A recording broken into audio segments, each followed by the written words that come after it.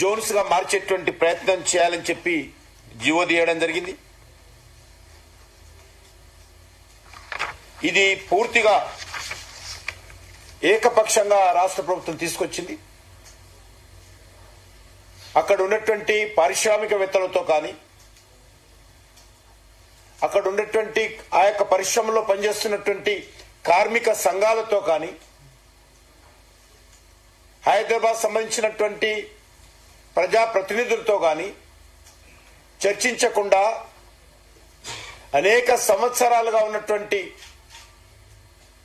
22 industrial ఎస్టేట్లను ఏకపక్షంగా ప్రభుత్వము బయటికి పంపాలనుకోవడము,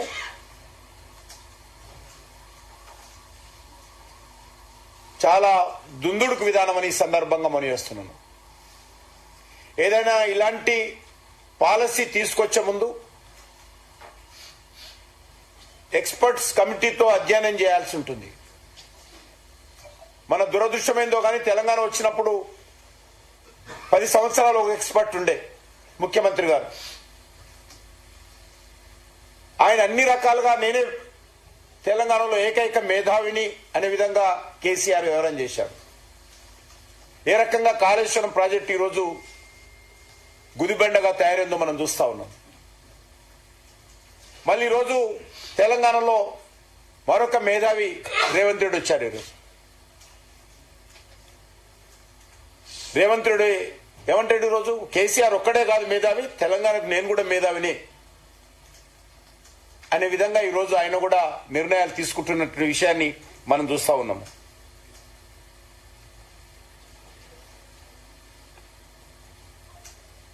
ఆధార బాధారగా ఏదో మునిగిపోయినట్టు ఈ పాలసీ తీసుకురావడం ఏదైతున్నదో ఇందులో పూర్తిగా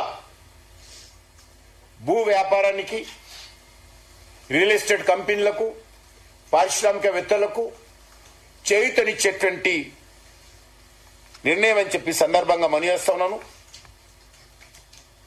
వాళ్ళు కమిటీ వేశారు. ఆ కమిటీ సెక్రటరియట్ లో కూర్చొని నివేదిక ఇచ్చింది. వారం రోజుల్లో నివేదిక ఇచ్చే విధంగా వాళ్ళు ఆదేశాలించి మేము కమిటీ వేశామని చెప్పి కంటి తుడుపు చర్యగా రాష్ట్ర ప్రభుత్వము ఈ జీవో విషయంలో వివరించిందనే విషయాన్ని సందర్భంగా మనవిస్తున్నాను.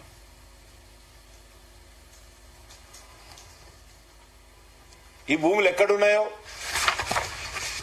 ఇక్కడ ఉన్నటువంటి పరిశ్రమలు ఎన్నున్నాయి, అక్కడ ఉన్నటువంటి కార్మికుల పరిస్థితి ఏంది?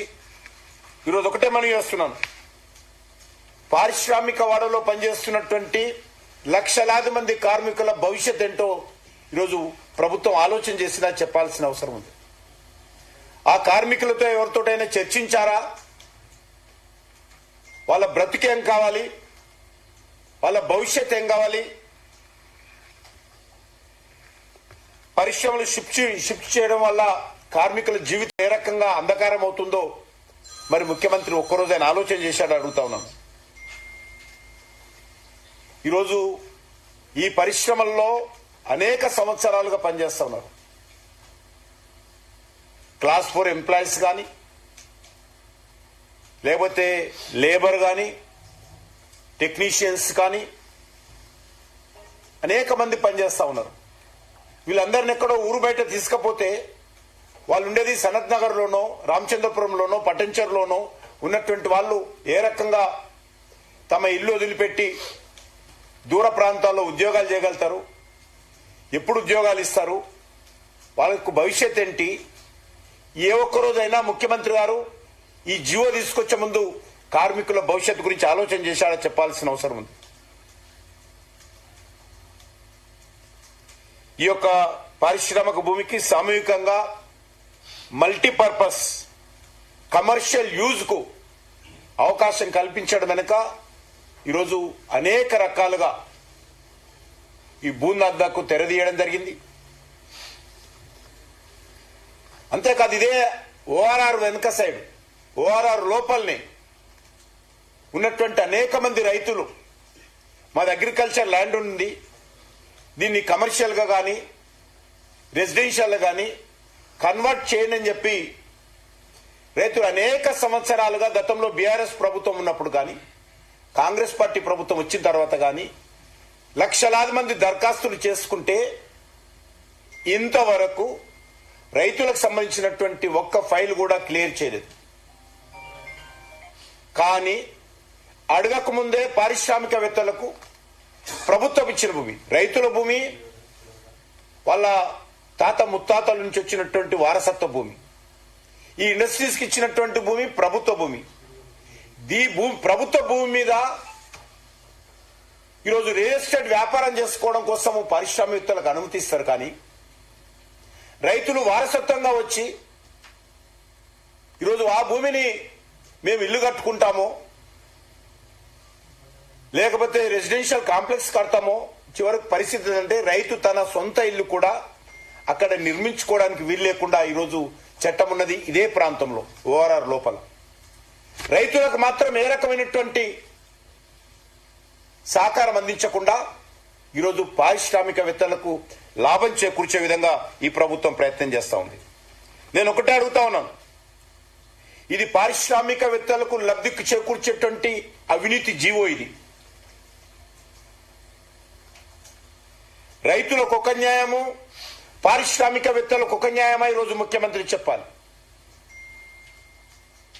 ఈరోజు అంతేకాదు, ఈరోజు హైదరాబాద్ లో ముఖ్యంగా ఈ పారిశ్రామికవేత్తలు ఉన్నటువంటి అన్ని ప్రాంతాల్లో కూడా విపరీతమైనటువంటి ట్రాఫిక్ సమస్య ఉంటుంది, విపరీతమైనటువంటి డ్రైనేజ్ సమస్య ఉంటుంది. మరి మీరు ఈ రకంగా 9,000 ఎకరాలలో మల్టీపర్పస్ కమర్షియల్ కాంప్లెక్స్లు కడితే ఎన్ని వేల కార్లు అదనంగా వస్తాయో ముఖ్యమంత్రి గారు అంచనా వేశారా? వాళ్ళకి సంబంధించినటువంటి రోడ్డు కనెక్టివిటీ ఏంది? ఈరోజు మరొక బెంగళూరు హైదరాబాద్ చేయాలనుకుంటున్నారా? హైదరాబాద్ లో ట్రాఫిక్ సమస్య కారణంగా పెట్టుబడులు పోయాయి, ఇండస్ట్రీస్ అన్ని కూడా వెనకకి వెళ్ళిపోతా ఉన్నాయి బెంగళూరులో. మరి ఈరోజు హైదరాబాద్ లో కూడా అదే పరిస్థితి తేవాలనుకుంటున్నారా? ఈరోజు హైదరాబాద్ లో ఈ యొక్క ట్రాఫిక్ సమస్య కారణంగా ఈరోజు ఇండస్ట్రియల్ ఎస్టేట్ లో మరి భవిష్యత్తులో ఏ రకమైనటువంటి పరిస్థితులు వస్తాయో అంచనా వేశారా, స్టడీ చేశారని అడుగుతా ఉన్నాను. స్టడీ ఏ మీద చేశారు మీరు? ఏ రకంగా భూములు అమ్మొచ్చు, ఏ రకంగా ప్రభుత్వానికి లాభం తీసుకురావచ్చు, ఏ రకంగా టేబుల్ అండ్ కింద నుంచి డబ్బులు తీసుకోవచ్చు, దానికి స్టడీ చేశారా? లేకపోతే కార్మికుల మీద ఇంపాక్ట్ ఏ రకంగా ఉంటుంది, వాళ్ళ సోషల్ ఎకనామికల్ కార్మికులకు సంబంధించి ఈ యొక్క పరిశ్రమలు తీసేస్తే మరి వాళ్ళది ఏ రకంగా ఇంపాక్ట్ ఉంటుందో అది అసెస్మెంట్ చేశారా? లేకపోతే ట్రాఫిక్ సమస్య అసెస్మెంట్ చేశారా? లేకపోతే డ్రైనేజ్ సమస్య అసెస్మెంట్ చేశారా? లేకపోతే డ్రింకింగ్ వాటర్ సమస్య అసెస్మెంట్ చేశారా? ఏం చేశారని అడుగుతా ఉన్నాను. ట్రాఫిక్ సమస్య ఎవరు పట్టించుకుంటారు? ఈరోజు డ్రైనేజ్ ఎక్కడ చూస్తే పొంగి పొరలుతూ ఉన్నది హైదరాబాద్ చుట్టుపక్కల అంతటా కూడా. మరి ఈరోజు ఈ మల్టీపర్పస్ కమర్షియల్ జోన్స్ వస్తే ఇన్ని వేల ఎకరాలలో ఇన్ని లక్షల జోన్స్ వస్తే ఇండ్లు, మరి ఆ డ్రైనేజీకి సంబంధించినటువంటి ప్రత్యామ్నాయం లేకుండా మరి ఏ రకంగా ముందుకు తీసుకెళ్తుందో చెప్పాల్సినటువంటి అవసరం ఉంది. అంతేకాదు ఈరోజు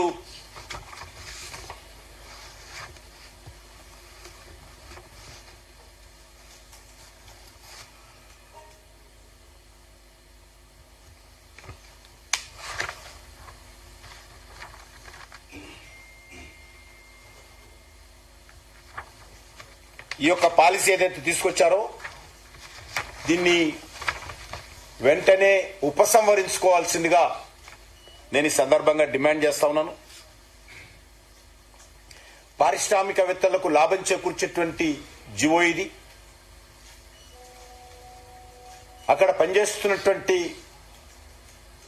లక్షలాది మంది కార్మికులకు ఉపాధి కోల్పోయేటువంటి జివో ఇది. హైదరాబాద్ లో ట్రాఫిక్ సమస్య పెంచేటువంటి జివో ఇది. హైదరాబాద్ లో డ్రైనేజ్ సమస్య పెంచేటువంటి జివో ఇది. ఇది రైతులకు ఒక న్యాయము, పారిశ్రామికవేత్తలకు ఒక న్యాయంగా ఉన్నటువంటి జివో ఇది. కాబట్టి ఈ విషయంలో ప్రభుత్వము పునరాలోచన చేయాల్సిందిగా ఈ సందర్భంగా డిమాండ్ చేస్తా ఉన్నాను.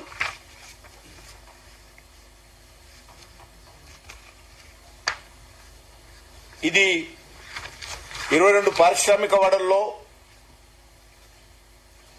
భారీ స్థాయిలో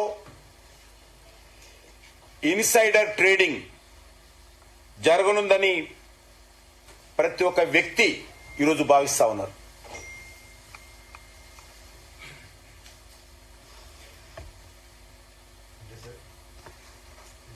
కరప్షన్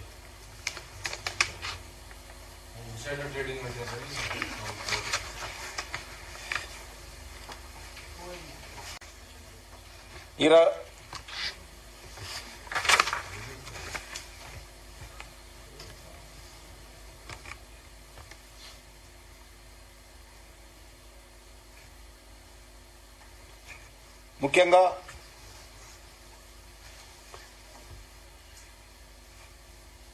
ఈ యొక్క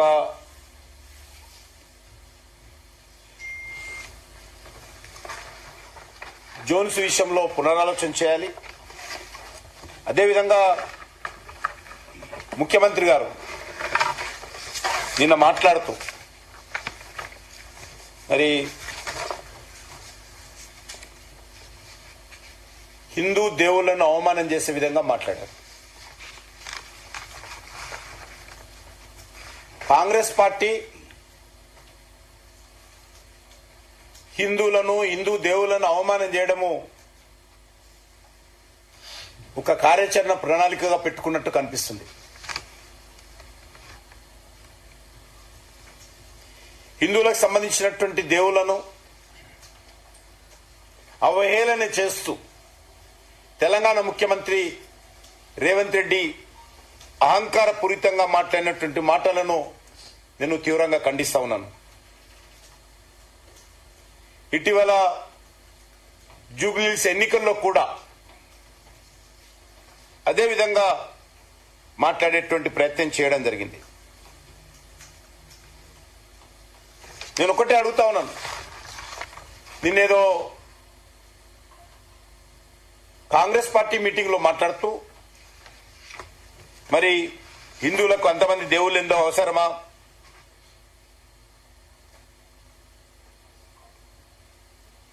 హనుమంతుడికి పెళ్లి కాలేదు,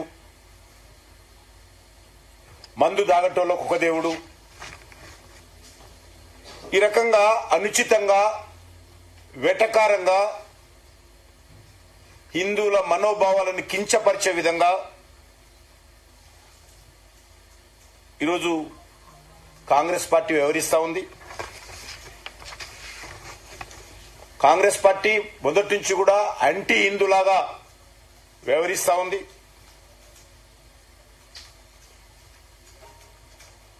సాఫ్రాన్ టెర్రర్ అని, రామసేతు ఒక మిత్ అని,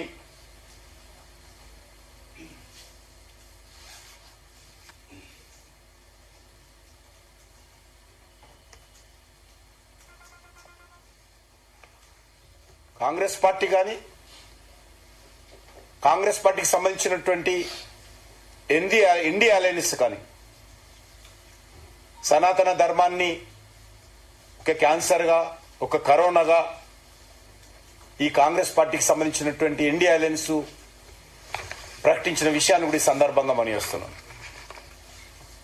నేను ఒకటే అడుగుతా ఉన్నాను, మీరు హిందూ దేవుళ్ళ గురించి మాట్లాడుతున్నారు కదా, మరి ఇతర మతాల గురించి మాట్లాడే ధైర్యం ఉందని అడుగుతా ఉన్నాను.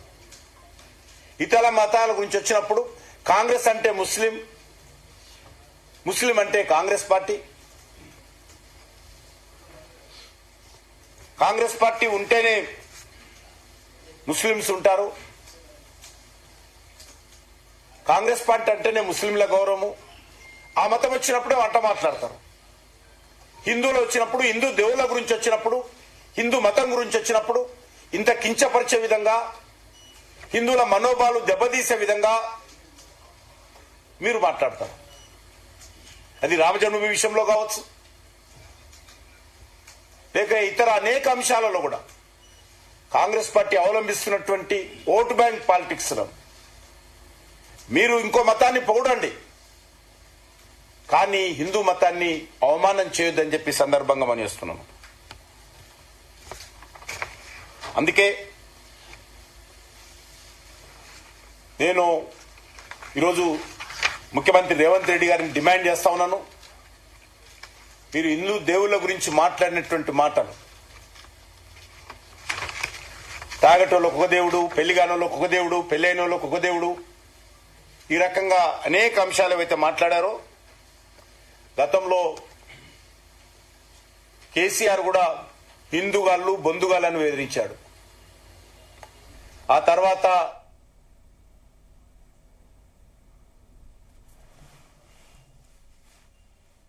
బీఆర్ఎస్ పార్టీ వ్యతిరేకంగా ప్రజలు స్పందించారో